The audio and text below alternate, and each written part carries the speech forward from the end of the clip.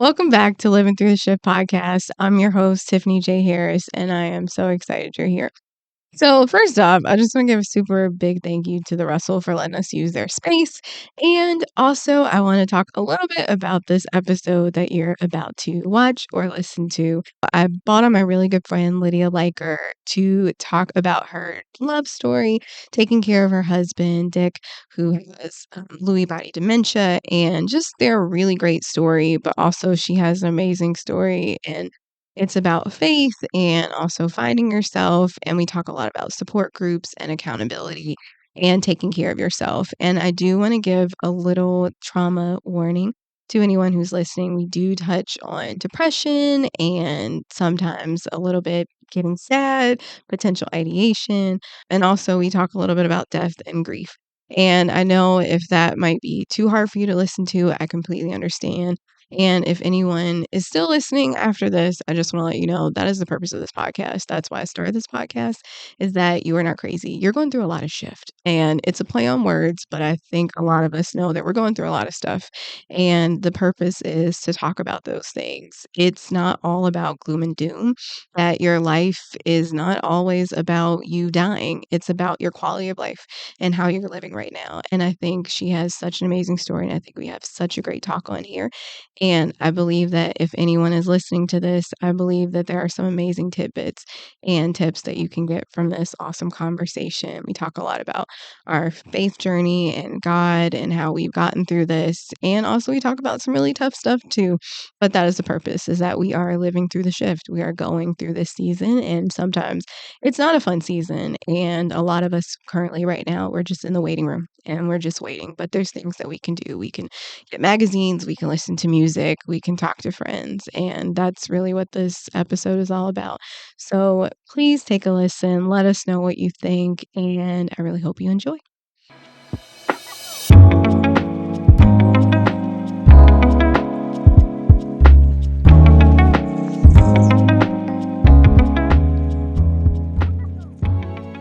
Welcome back to Living Through the Ship podcast. I'm your host, Tiffany J. Harris, and I'm so excited you're here.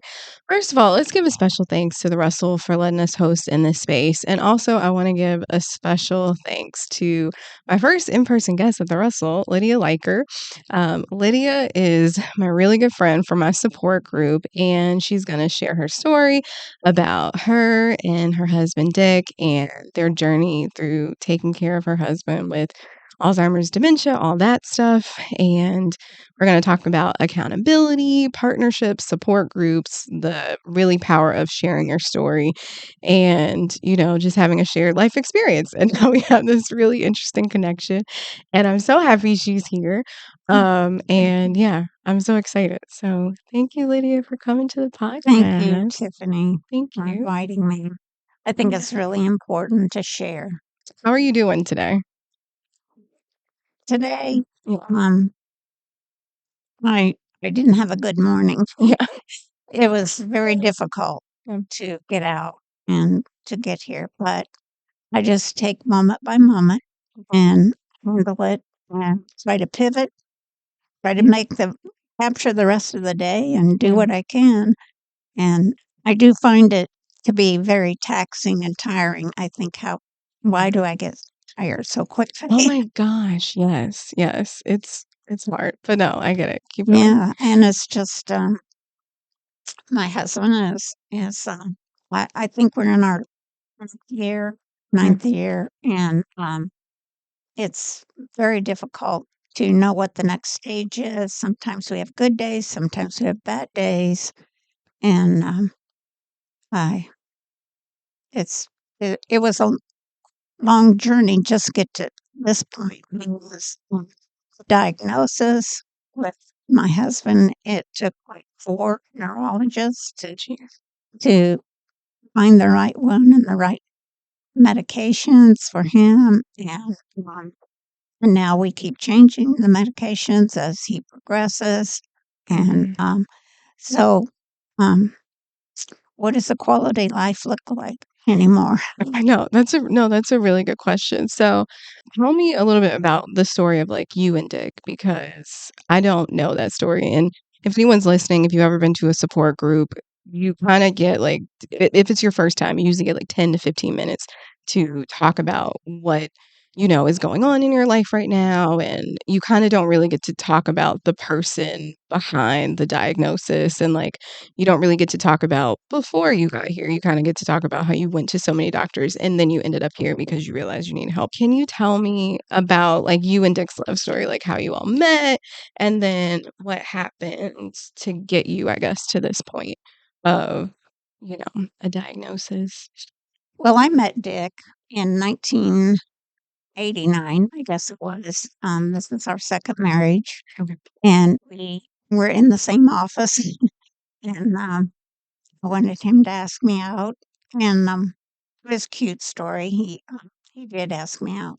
I knew him about 13 years, Mhm. and then he had open heart surgery. Okay. And I think that lots of times surgery will, if you're going to have this disease, I think it really progresses quickly. Okay. And so all the medication and in the hospital, he was there 28 days and all that and everything.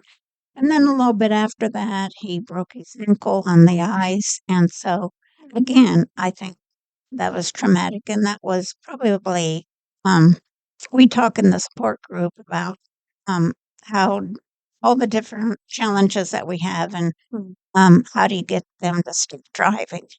Yeah. And so when he broke his ankle, that pretty much helped me to say, Yeah. you can't drive anymore. Yeah. And so all little by little, all the marriage tasks of the house, the car, I learned how I just, as it happens. Yeah. And I may not get the best price because I don't have time to do the research on things, but it's just amazing how you can really do it when you don't know. Yeah. As it progresses and things happen during life, I just pick it up. And pretty soon I realize I'm doing it all. Yeah. No, you are. And then, so you and Dick, you all got together in like 1989, sorry. And you Hmm. were like, "Ask me out." So when did you all get married? And then like when, I guess from there, like how long did you all kind of have this marriage until you kind of started to see symptoms? I would say probably I saw his symptoms after those surgeries. So that was 2011 was the heart surgery, Wow. and Okay. 2000 probably 13 was the broken ankle. So some days he knows my name, some days he doesn't, and he knows that I'm somebody important to him. I'm a relative Yeah. some on those days. But he was in sales. Okay. And so he was a happy, handsome salesman. And he didn't meet a stranger. And I think that's to my advantage right now because as I carry, have different caregivers, he's willing to be with them. I don't know if he thinks that it's another opportunity for a sale. Yeah. Bye from me. I try to dress him as like he would like to be dressed and manicure his hair and his fingernails, and which is something that for me that's extra. Yeah. We always thought that they could do it themselves. I have to dress him, Mm. and he hates a shower. Yeah, It's hard. it is. It's a challenge. Every day I dread it. I just dread that shower time. Trying to just do it 2 times a week and Mhm. then just have that, what we used to call spitz bath. Yeah. Yeah. Just Pour it on him. Yeah. No, it's fine. She still likes hers, but it's exhausting though. I know people don't usually. It's just a lot because you're like, please don't fall, please don't mm, forget. Like I just hope it's like a good day. So in regards to you, you went in for the diagnosis. So I think you knew around like 2011. When did you finally go and get a diagnosis? And did Dick know? Was he aware when he first got diagnosed? he did not like the word dementia. Okay.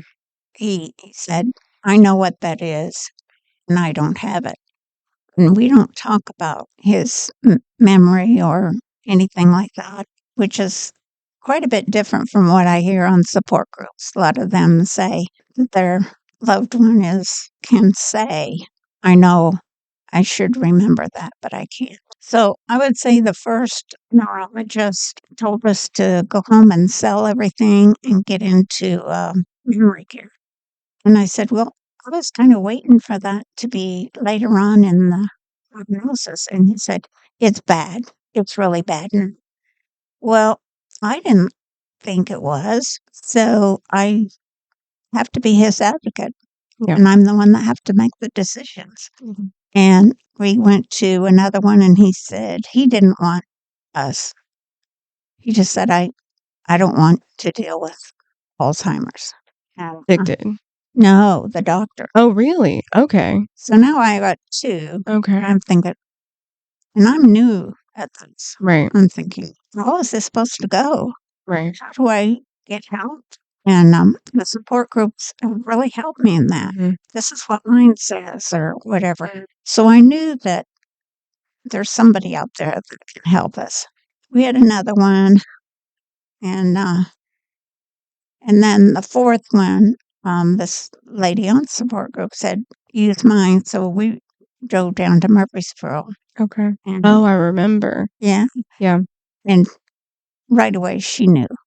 She Mhm. knew what it was. And when it was diagnosed as Lewy body with dementia, the medication seemed to start helping me. He started listening to me, and I would tell him what we're going to be doing, and he would go along with it. Because it was just I do remember now, like, it was just an Alzheimer's diagnosis, and then I think Dr. Hutchins and all that stuff, he was helpful in helping with that diagnosis too, and that Mm-hmm. I think the Lewy bodies dementia diagnosis was really life-changing for you because you felt like, "Oh, it's finally working," right? Mm-hmm. Okay. Mm-hmm. When did you finally get a good diagnosis, do you feel like? What year? Well, I would say maybe 5 years ago. Okay. We've been on that plan. Yeah. And then we were in palliative care. And then they realized that it was more than they could handle for us, and hospice came in. And I really appreciate them Yeah. because they help shower. And then the nurse is very attentive to us. I was gonna ask about hospice. So a lot of people have a misinterpretation. They just feel like hospice is like, you're gone, you're done. But that's like not true. Can you talk about your experience with hospice, how it has been helpful or not, or any just comments on that? It's very helpful to our situation. They help me keep up with all the different progress that's going on. As long as Dick continues to have his medication Mhm. and the behaviors are changing, the nurse says that that's it's not a terminal. It is a terminal disease. I'll take Mhm. that back. Mhm. It is terminal. However, with hospice, they really feel like they can be helpful to us Yeah. by watching how he's changing, and then we talk about what the future kind of looks like. Yeah. And I think sometimes people hear terminal and they think, okay, so you're gone tomorrow. And that's not true. People can be on hospice for years. My Mhm. uncle was on hospice, I think, for like 15 years. He had a very progressive form of Parkinson's. So definitely a lot of like neurodegenerative stuff. So that's been really helpful for you. Mhm. Was I think looking back, you said you started to see signs after his first surgery. What were some of those signs that you started to notice with him? Being able to count money Okay. and or time, not being able to look at the clock and see what that is. And he was used to getting up very early in his job. And so at that time, he was showering himself and had his own shower. So I didn't know when he was getting up, and he was on a golfing league. And so he would get up. And when I heard the garage door going up at 3 o'clock in the morning, I jumped out of bed, ran downstairs, and I was saying, Dick, you can't go to McDonald's and sit there for 4 hours. Yeah. The golfers didn't come in and have coffee till 7, so it was hard. I had to sit with him until he kept saying, "Is it time? Is it time?" With this disease, you look at that and you say, "It's not gonna get any better." But then, like, some days are, like, better than others. Like you said, you have your good Mhm. days and your bad days. So, like, did you were married, you were living this life, and I think if someone's listening to this, I don't know who, I hope it reaches the right person, but I know that I've seen it a lot, especially in the groups. Because I think when I first went, everyone's like, "I have a husband." I was like, "I want one." But, like but also, like, it's sweet because 'cause you've lived this, like, really great life, really good marriage with this person you love and you care about them. And then they have a disease and they wanna deny it because it's like, "Oh, no, the thing that I fear the most, I'm really aging, really has set in." What would you tell someone who's married to kinda emotionally prepare? Do you feel like you're emotionally prepared or spiritually prepared for this? No, I don't know how to prepare for it because each patient or loved one is different, Yeah. and that's why on the support group, I know what they're gonna some we're all at different stages and everything, and so I kinda know the ones that are just starting out and the ones that are ahead of me. I think that when I decided it needed to be as simple as we can in our day, and also to be willing to say, "We can't come today, it's not a good day," and that's some disappointments for me because Mhm. my life is kinda when I can get away, I look forward to that, Yeah. and but it all depends on what kind of a night he had, and I think the worst well, I can't say that. Yes, you can. Yes, you They can. had 3 different episodes of where he had the 36 hours of being awake, Oh, okay, yeah. and it was just, and that was before we got on the right medication, and the only thing that I could calm him down because he said, we're going home." I just drove him around. A real traumatic day for me, and I tried to get a hold of a doctor. I was on holiday, and he said, well, he was one that sat in, not he just said, "I don't know your husband or anything, just take him to ER." Well, ER is the worst place Yeah. for dementia, Yeah, it is. and so I avoid that as much as possible unless I can't set Mhm. an ankle. Yeah. We'll do it. You're like Dr. Quinn, medicine woman. So, that was a big dip in the progress for me, and I've learned about a lot of things through books, givers, on Mhm. the support groups give us a lot of books to read, and it's all about finding what works for you Yeah. and him, and you don't know that. No, you don't, and you have to be open to change, and one of the really great people in our group, she's like, "I knew that the wheel had been created for this, like, I knew that there was someone out there to help me." When did you finally say, "I gotta go get some help because this is not working?" So when did you finally say, like, "I gotta go to a support group?" Because I don't know if you had, like, a therapist before or something like that, but when did you finally say, "I'm gonna go?" I did not have a therapist, um, but they do recommend that, um, and, just so you can say the things that you wanna say, but And you can. yeah, in a place where you wanna be honest. I would say as far as going to the support group, I really felt the caring when I started the first one, and I can't remember, it's been so long, Yeah. who recommended me to get on the support groups, but, it's it's really fun because we try to share celebrations too, Big and wins. yeah, Yeah. and just share your concerns, Mhm. what's going on, and then you don't have to share, and everybody respects that, they're saying, Mhm. "No, I don't I'm just not up to it today." I don't wanna talk about it. Yeah, Yeah, and I would say it is celebrations because I sometimes feel like, especially, like, a diagnosis or, like, a medication or even when I put my mom in assisted living the first time, I just remember, like, everyone was like, "Girl, you cannot do this.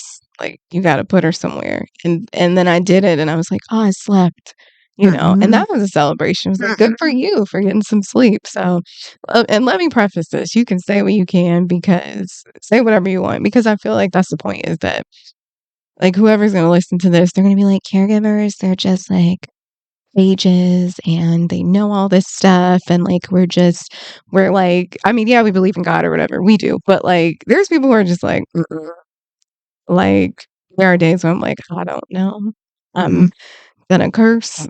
I didn't even know I knew that word. Like, that was the people are like, you got a dirty mouth. I do, I am furious, but I think it's fair, because it's like, you go crazy, it can make you go crazy. And that's why you have like these groups there. So I'll say, like, Lydia became my accountability partner, because I remember coming to you and you're like, I'm going to be your accountability partner, because my mom had moved in with me, and I was just like, it's a lot. Like, I don't know what to do.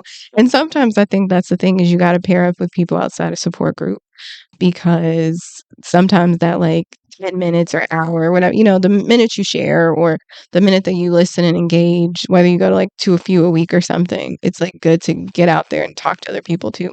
So Lydia helped me find like another day program for Jackie, and that was great.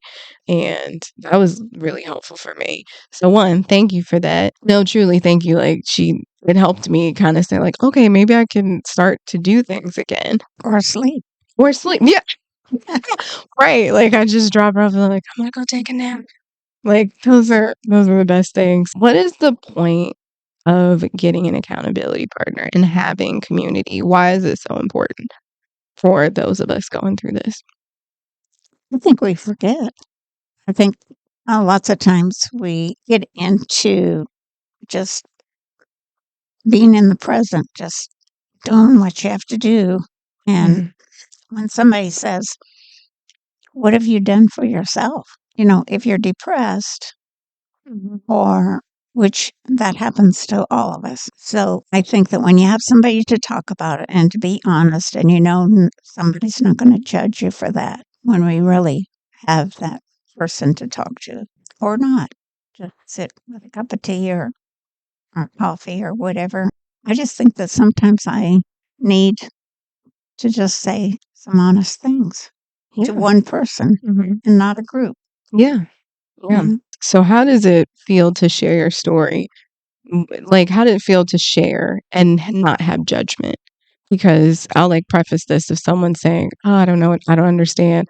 So usually when your loved one gets diagnosed, it's like you tell someone, they're like, what? Like, when I told people that my mom ran away, they're like, what? And I spent like an hour explaining it. And it was exhausting. And it was also traumatic, because I felt like I was reliving, 7 hours of like police and doctors' offices and like psychiatric visits and stuff, and just people seeing you like not in a good place. And I think people say that stuff all the time. They're like, stuff happens. And then like when stuff happens, they're like, that was a little bit too much stuff. You get around people who like get it. So how does it feel when you're around people who like get it, and how, like, yeah, I'll just ask that first. How does it make you feel when people finally get you? I think you don't have to explain what's happening. You really get to the point quickly on saying, my husband was up all night and they're gone. They just know the next step, how to take care of that. You don't have to say it. People say, why? Why was he up all night?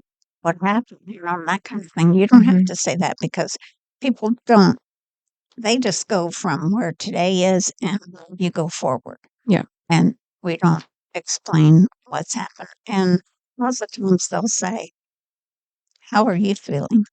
And that's very comforting for somebody to reach out and say, that's got to be traumatic for you, Lydia. And how are you feeling about that?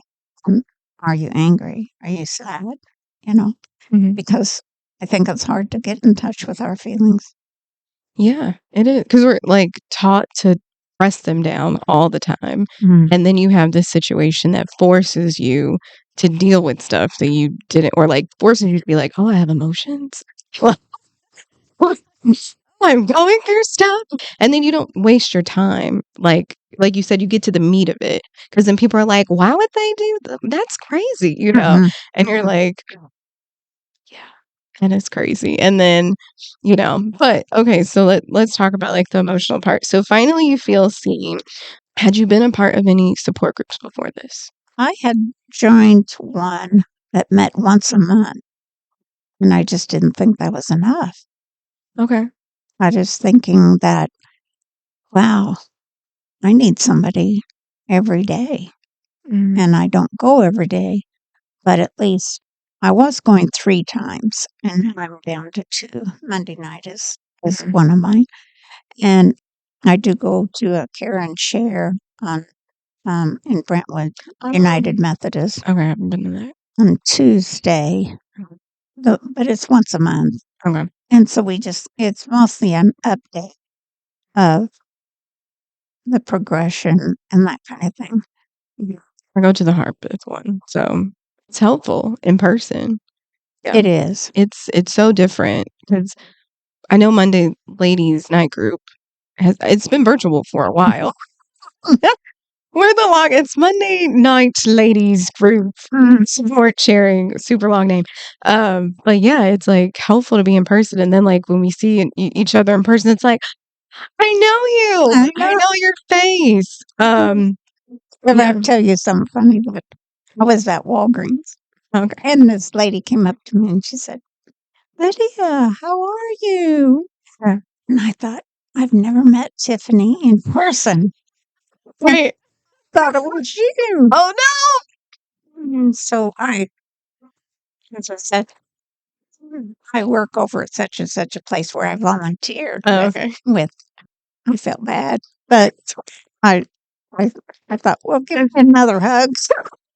Like, hey, girl, not you. It's fine. No, it was funny because then I started going to Sunny Day, and then I was like, Lydia, and it was just, yeah, it's fine.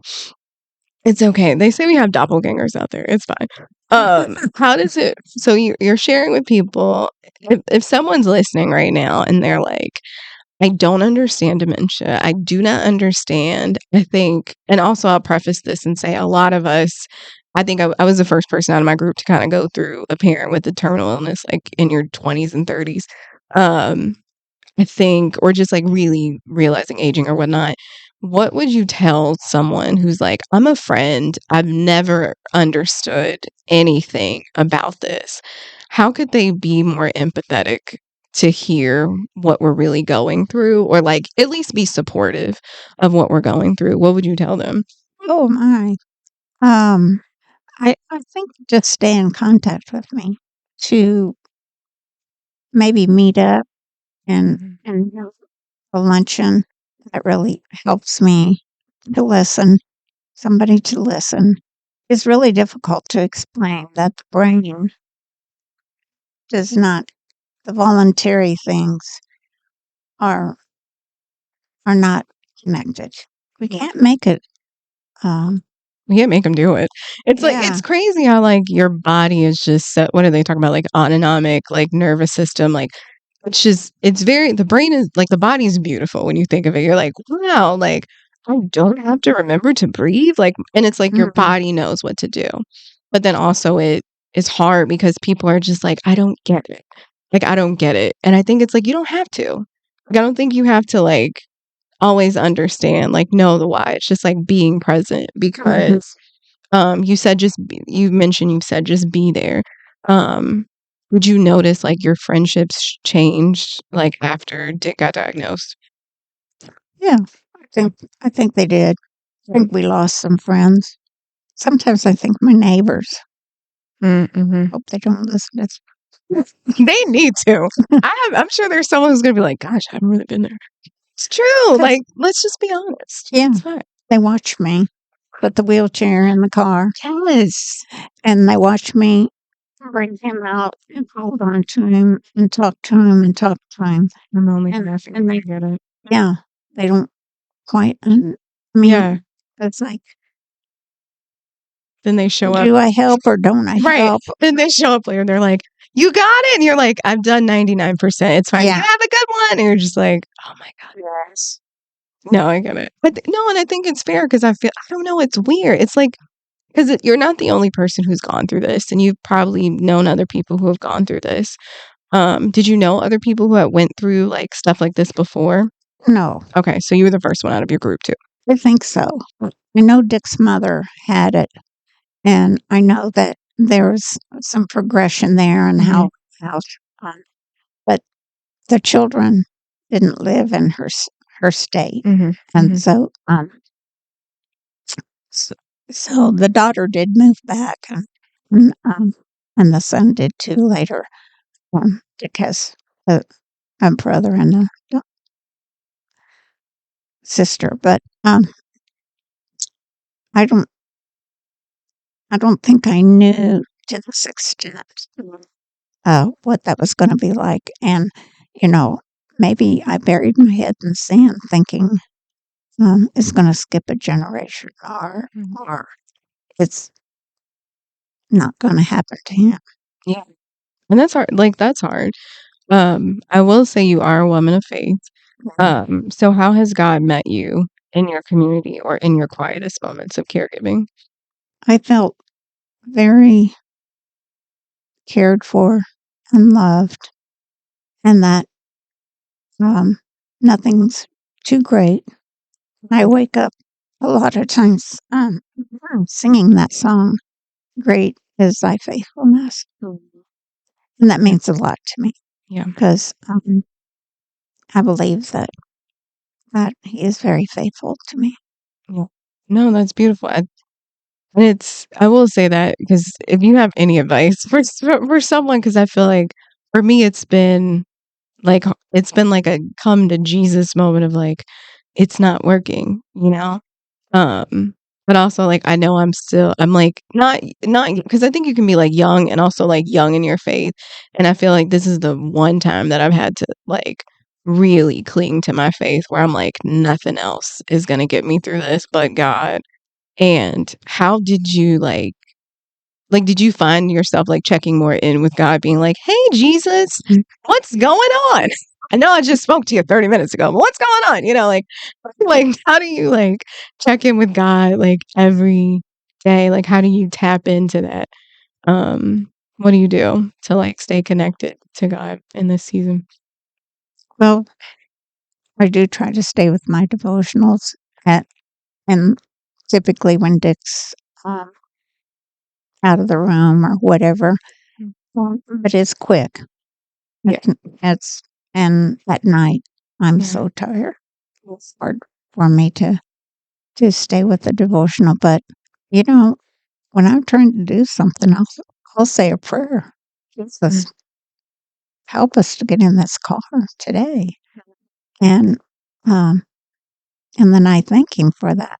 And Yeah. those little tiny things Mhm. that happen, it builds my faith that I can do it today.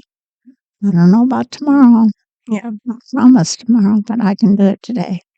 And it's like the Bible verse of like, don't worry about tomorrow. Like tomorrow, like today will take care of himself. And you're like, and get me through today.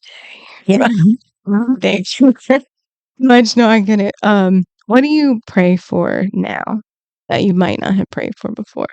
that my health will hold up Mhm. during this process. All our bodies are getting tired, Yeah.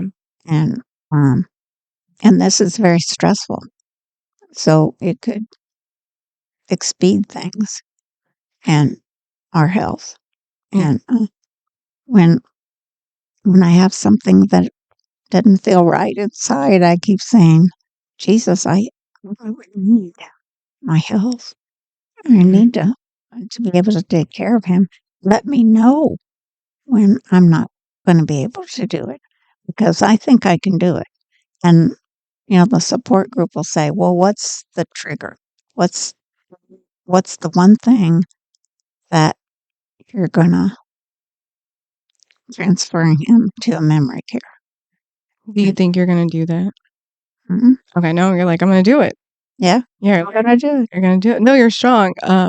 How do you take care of yourself? Because I will say that for me personally, I don't like when people are like, put your oxygen mask on first because we're not on a plane. Like, you know, and it's like sometimes you're gonna not have to breathe for a second.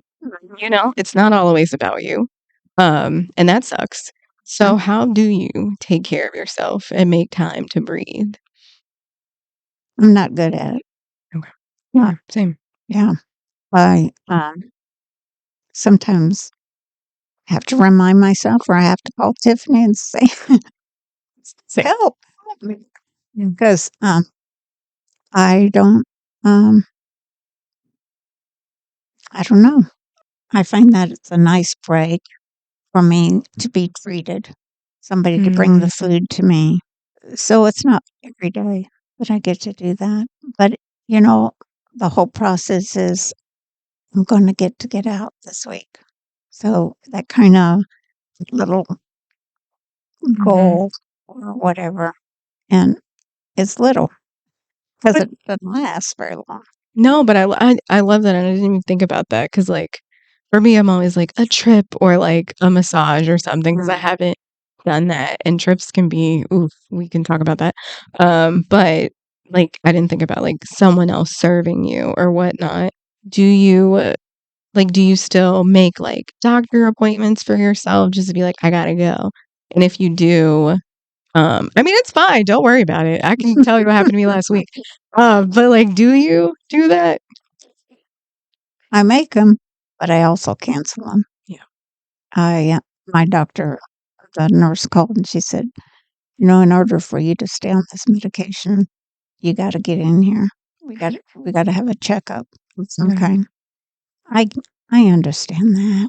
Yeah. I mean, he needs to know if everything is how it's progressing, and I'm not young either. So if he could tell me that I need a different plan or whatever, that would be great. But it's just like making plans. It's like, okay, can I have a care? You know, do I have a caregiver? Because I just, I don't know. I think to take him at the doctor's offices would be kind of traumatic. Like, are you okay, Lydia? Are you, you know, Yeah, that's true. is there something wrong with you? Yeah. I mean, I had to bring my mom to a gynecology appointment. I was like, she'll just sit outside. Like it's fine. She's like, what's going on? Like so much, so much. But like these are the like weird moments that happen. So can you do like a virtual appointment for you at least? Maybe. He didn't offer that. Okay. So I don't know. I'll reach out and ask. Yeah. Yeah, that's the whole thing is this whole program is, you know, ask. If they say no, they say no. Yeah. Yeah, I It mean, has made me more brave. right? So you're like trying to take care of yourself. You have a support group. How did how is this for you all financially? Like when you first found out, were you like somewhat prepared or were you like, oh no? No, we really didn't think about that. We had the will, Okay. and they talk about that in the support group too. Get all your will and power of attorney and to see an elderly law and all those kinds of things. But no, I didn't. I didn't want to talk about that stuff really. Yeah. And so financially, it just keeps going. And I did have to ask for extra help from the 401k Okay. because I just said, now I have somebody every afternoon and it's expensive. It's just, It costs money. it costs money. And our labor is and even though we don't like we do the work. We don't get paid for this. No, So our labor, it like means something. Like I'm paying somebody to do something or more than what I'm doing. And I'm not getting paid. And neither are you. And no. it's like, that's hard, you know. Have you you've had to be creative. So what's like the most creative thing you've done to get support or care? That's a good question. You switch caregivers. I will say that. I have, That was yeah, good. yeah, I have switched caregivers because I needed to feel that he was taken care of, that he was safe, that kind of thing, and that not every caregiver understands dementia either. No. And so you have to find that right fix. And I feel like keeping him as home in our home as long as we can. Yeah. Um, and having the tools at home Mhm. to take care of him is, um, I feel like I have to be creative every day to Mhm. figure out, okay, that didn't work. And Do something else. yeah, so donate that. Get rid of this. No. Yeah. No, I mean, and I will ask you about that because I feel like if someone's in this journey, or if not, or wherever, I think sometimes we feel like we can't fire people because I feel like I don't know. There's a part of me that looks forward to this, and I want to ask you about that. But there's a part of me that's like, oof, like once you hit like your mid-30s, like I just won't take any mess anymore because I just feel like you're fired and you suck at your job. That's okay. Like there's so many other jobs out there for you. And that sounds mean, but also like if you're not qualified to take care of someone with dementia and you don't want to learn about it, then why are you gonna work here? Can you speak to caregivers out here who are like, I'm trying to be nice. Nice goes out the window immediately. Can you Mhm. like speak to that, like that experience of just like hiring, firing, like not being a good fit? Can you tell me about that and just what you would tell to someone else? One incident we had was the caregiver would be late. And so, and I understand we all have families and children and all that and everything. And so I had to say, I need communications. I just need you to communicate with me. In this day and age, it just takes a text or something saying, I'm going to be an hour late or 2 hours later. I'm not coming today. And it's a lot for somebody in your house 5 days a week, in and out. And are they coming? And you sit there and you're like, well, you know, I can't do anything until they arrive. So you do all those tiny tasks, but all the time you're nervous. And then they text and say, I can't come today. Mhm. So um, I don't like conflict. And so it's like it takes me a while to get the nerve to to kind of say, I need a better plan. Mhm. And Yeah. so I've had quite a few of those. Um, I've had some that really think that my husband takes too long to get in and out of the car. I can't help that. Yeah. I try to help him as much as I can, Mhm. but it has to be a good fix. And Yeah. I try to give him grace. Yeah. So much grace. Yeah, yeah. And then I have to say, well, that either we've passed what Mhm. your scope of service is, and I need somebody else. Yeah. Somewhat. Well, thank you for sharing that because I think that just I agree. I think especially us, we feel like, oh, like we don't want to make waves because one, you're afraid if someone, which this is a thing that does happen, like neglect.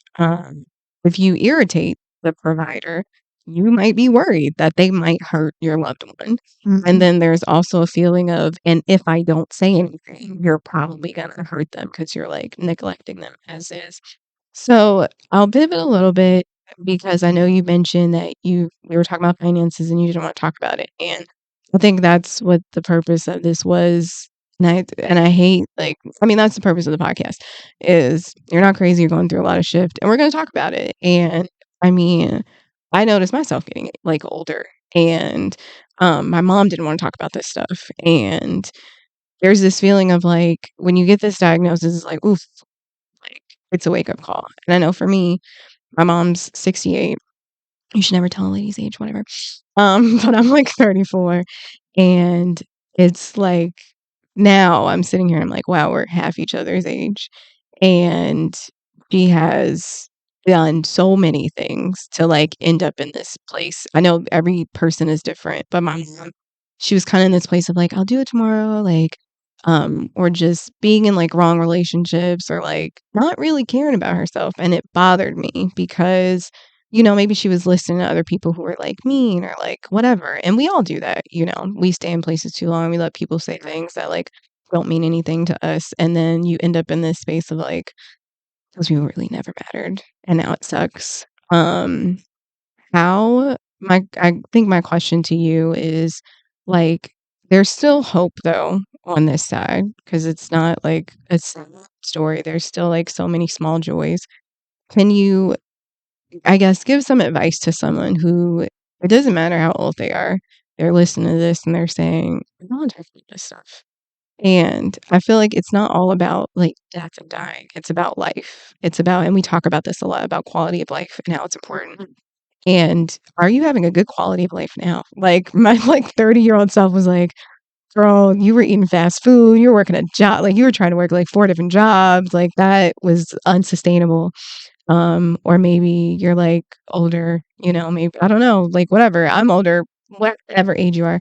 What would you tell someone to like if they're listening to this and they're like, think about your quality of life now? What advice would you give to them to like start having these conversations before um it gets to a diagnosis or any point really? To have a conversation with a loved one before. Like knowing what you know now, how would you approach it, you know? Just because I know it's so hard. It's like nobody wants to talk about that. It Mhm. sucks, and it still sucks for me. I'm like, oof, especially as Christians, because it's like we know, but also we should feel some type of relief. Um, but like, what do you tell someone who's like, I don't want to talk about getting old. Like, I hate it. Mhm. Um, or where my life is right now. Like, you could be, like you were talking about like a marriage or something. Like even your first marriage, like leaving that. How do you? I think just like growing or development.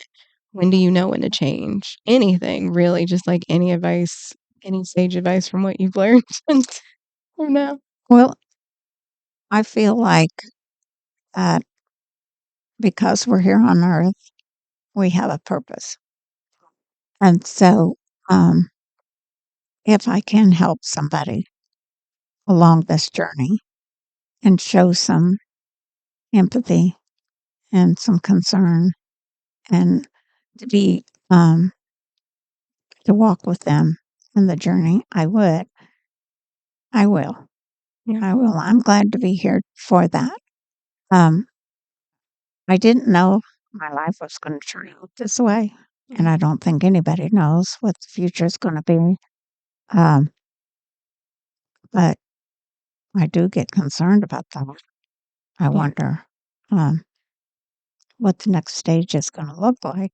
I think if you could take care of yourself as much as you can, yeah.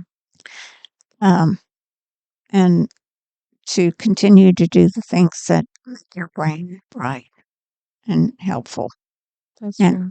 and um, whatever that might be, keep it alert as much as possible, and to get depressed and to recognize those feelings.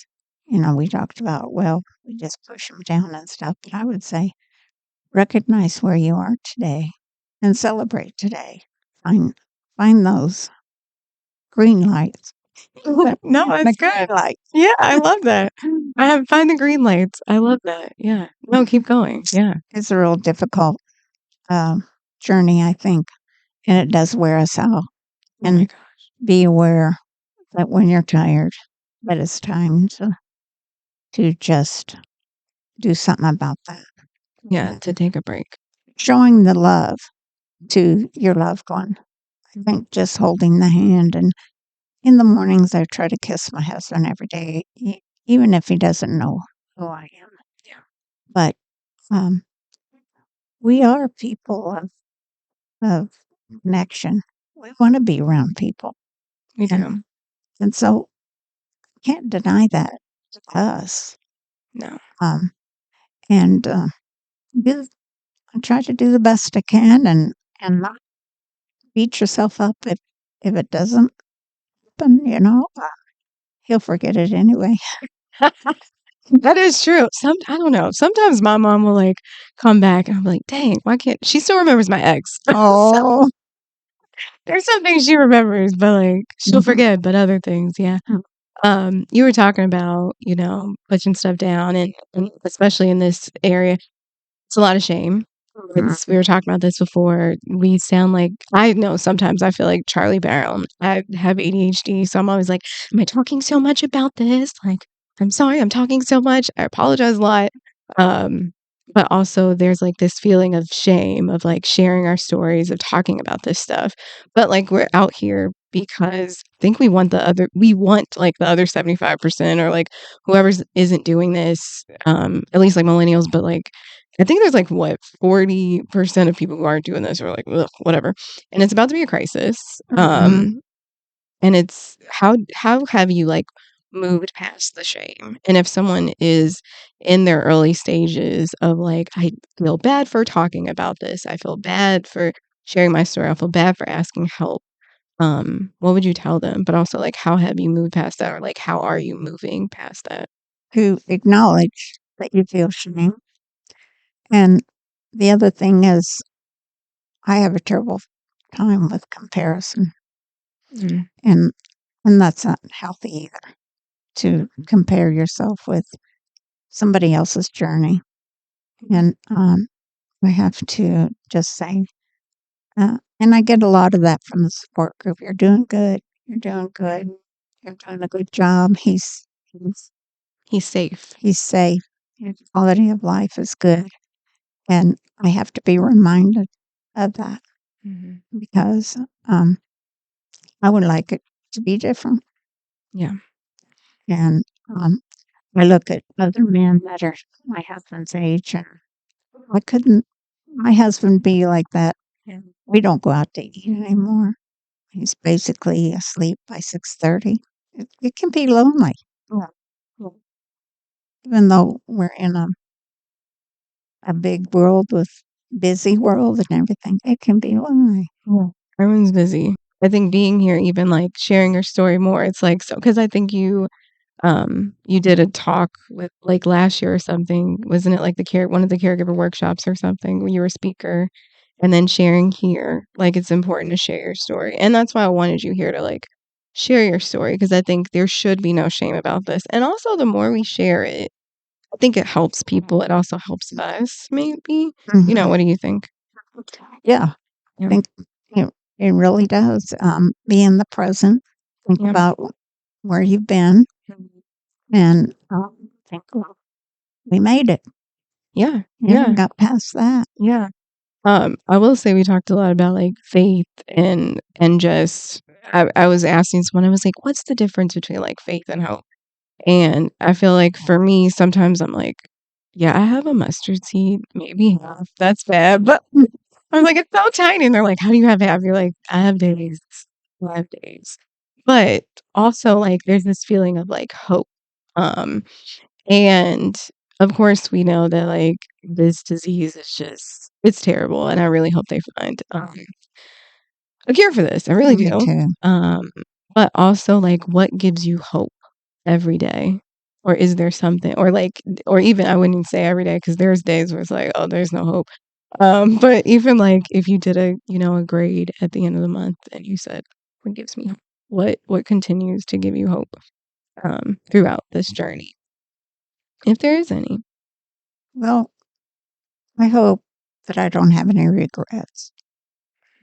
I I really am thankful that I can stay uh, in tune with what's going on, and I see other strong women that have met and they're in a different journey now, and I feel like if I can keep him home, and give him the quality, the one-on-one attention.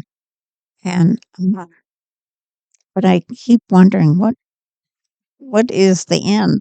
Yeah. I know, it's so hard. Yeah, Yeah. because their bodies seem to continue. It's just the brain, Yeah. and so I want to do the best I can, and when I feel like I've failed or whatever, a lot of people say, "Well, Lydia, it wasn't your intention for that to happen," and you always know the best of interests Mm-hmm. for him.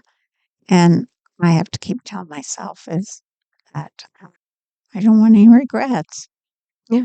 And I don't think you will. Like, I think a lot of us we did the best that we could do. Mm-hmm. Like we did. And I know it's like when you were talking about when you fail, I know that you all have taught me this, like, it wasn't a fail. Like it worked for Yeah. a really long time. And I've heard like them tell you this and me. Like if something were to like it worked for a really long time and then it didn't. That wasn't a fail. It stopped. We just went to something else. There was a regression, there was a change.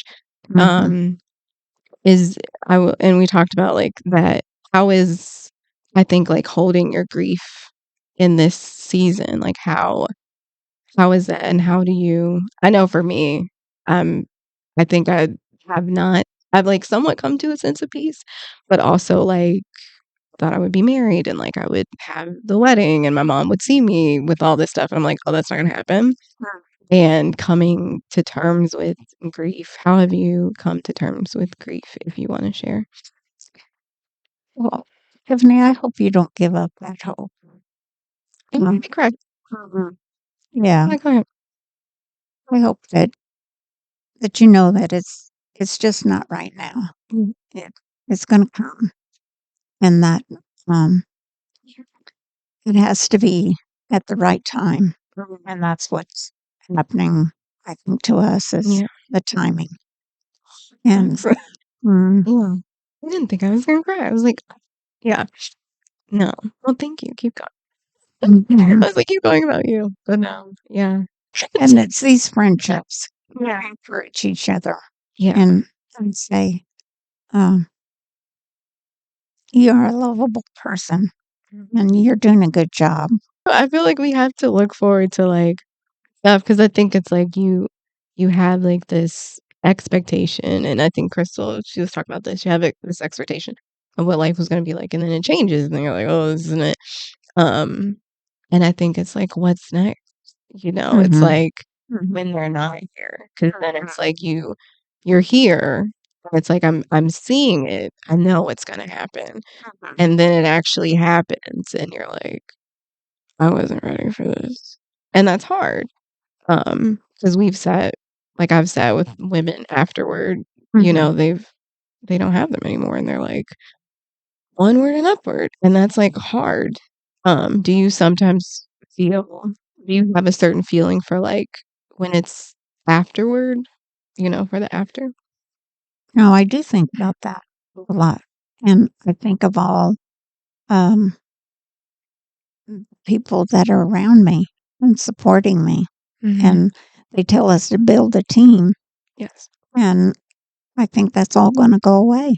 No. I think that, um, lots of times I think,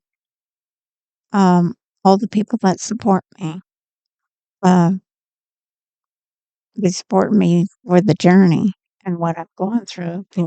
but then once he's not here anymore, Yeah. then I will be, um, I'll have a sense of loneliness, um, and the emptiness, um, that is, if I'm still here, I still have a job, and I don't know what that job will be, Yeah. unless it is to help the rest of Yeah. the ones that are still taking care of their loved one. Yeah, and I feel like and we've seen it. Like, we've seen some and I think we will still be there, and I think it will like you said, like you told me We will still be we'll still be here. We will I mean, like, Thank you. we still have, she still comes, Paulette, I just texted her last night, like, she Yeah. still comes to the meeting, and I haven't, like, hung out with Ruthie and stuff, but yeah, I mean, I've, like, seen her, but she's been traveling a lot, but I'm just saying we will be here, um, and I will say this, that, like, these people are so much different than, like it's hard because I feel like I've changed, like, Mhm. I'm weird, and we can talk about I feel like I've changed because I feel like I wanna care more about deeper connections and, like, real things because I understand that there's a timeline and there's an importance of actual true connection, not just, like, a falsitude of community, um, but I feel like these are your real friends.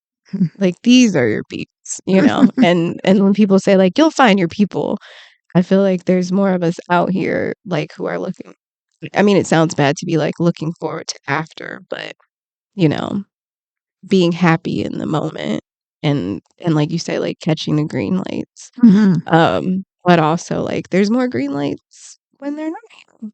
And, yeah. How do you feel like you changed as a person in this journey?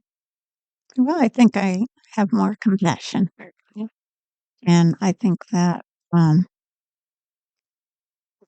I really have, um, tried to stay in the present, not try to get in the future, Yeah. because I know that that's all kind of a spiral for me.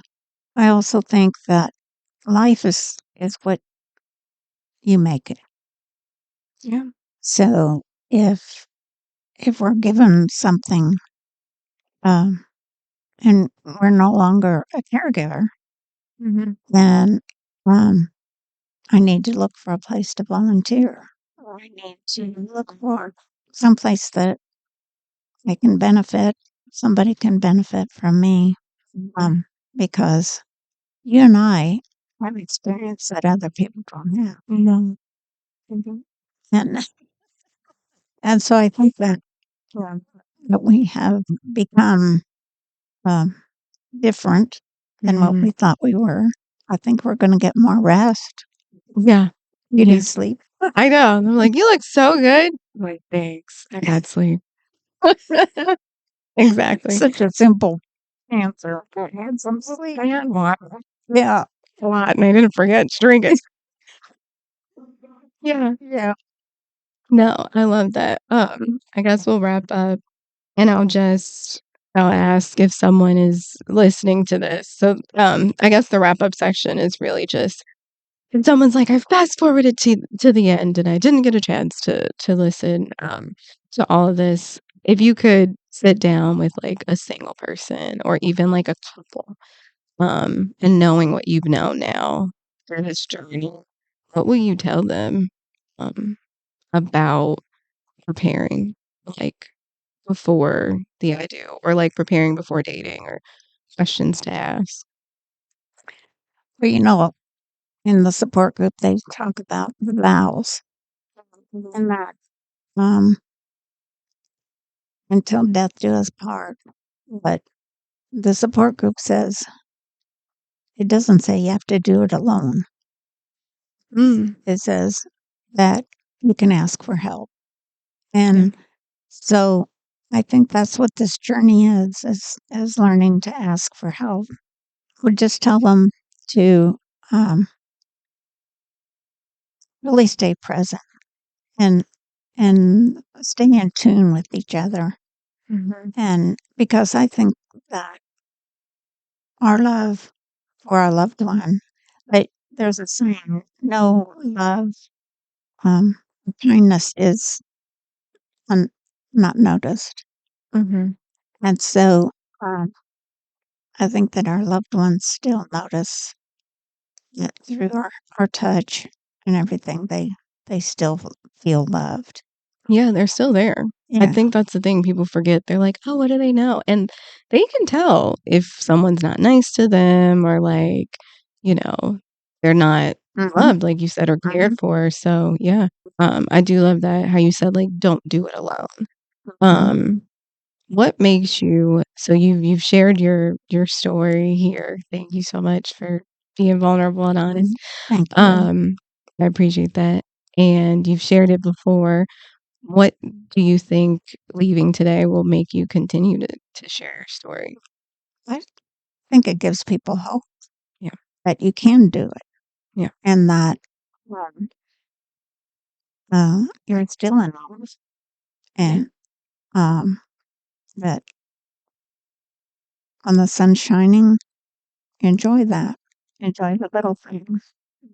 And if somebody is helped through this, be encouraged to reach out and not stay alone. Mhm. Very easy to just pull the blinds down and shut the door. But if this helps one person to Mhm. to reach out to any of us Yeah. and and say, well, do you have time to talk? Yeah. I love that. I think taking time to talk because we do need to talk, Mm-hmm. and it's so important. Like, even just venting, it's like when you ask someone and they say, "Do you want to vent or do you want advice?" Mm-hmm. You know? Um, and that's hard because sometimes everyone wants to fix everything, and you can't fix this. Like, you can't I mean, sometimes. Um, I will say for me, get creative. Like, if anyone's out here, and you can speak to that, get creative about how you wanna help your friends because I think there's a lot of people who are like, "God, they're just going through a lot." Like, I mean, you've seen us, like, it's 1 minute it's one thing, you're like, "They gotta be making this stuff up."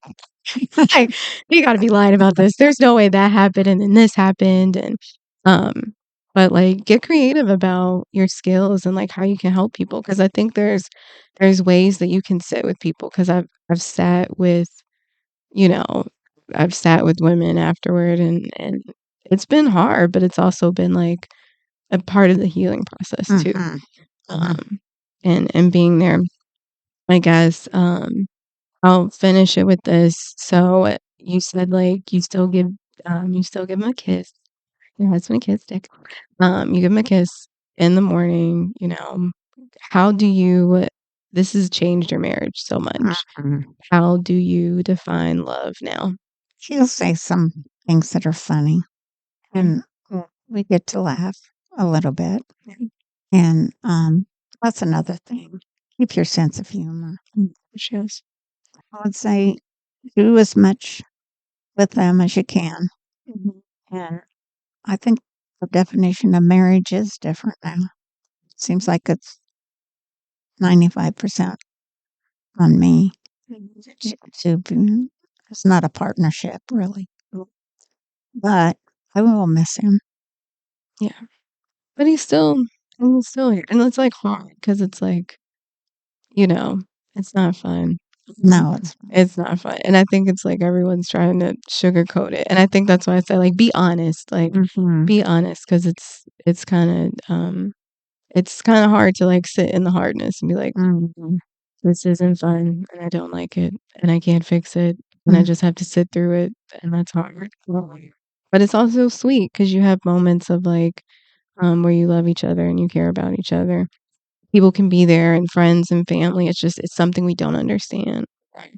But if there's, like, one wrapped up thing that you just want someone to know about being there as a caregiver, going to get support, like, one last thing you said you wanna if it could help one person, I think it will definitely help more than one person because I think you have an amazing story, mm-hmm. Thank you. and I think that's really the point of this it's about life, it's Yes. about your quality of life. It's not just about their quality of life, but our quality of life, and we all have one. But yeah, if there's one or, 3 things that you would say I know, you're like, "Get to the point, girl." But if there's something that you would say to, I think, just, like, make it a bow and just let people know, to help them, what would you say? Let's say take care of yourself in all of this. Try to give yourself some grace and to keep up your appearance in your health as much as you can. And learn about yourself, what makes you happy, and to do those things if you can. And nobody knows what the future holds. But if we stay faithful to our spiritual side and stay faithful to the job that God has given us, it's not easy, but it's it. You can do it. Yeah. Thank you so much. I appreciate this. I know you all love this. Is Lydia Liker, and thank you so much for coming on this podcast. I really appreciate it. Thanks, Tiffany. No, she's the best. She's my I love accountability. you. I love her too. No, she's like my favorite. I was like, I love her. But no, thank you for sharing this. I really appreciate it. And yeah, I'm so happy you shared this. This was a lot. But I definitely feel like it will help a lot of people. So thank you all so much for watching this episode of Living Through the Ship podcast. I'm your host, Tiffany J. Harris, and I think you all will love it as much as I did. And we'll see you soon. Have a good one. Bye. Bye bye.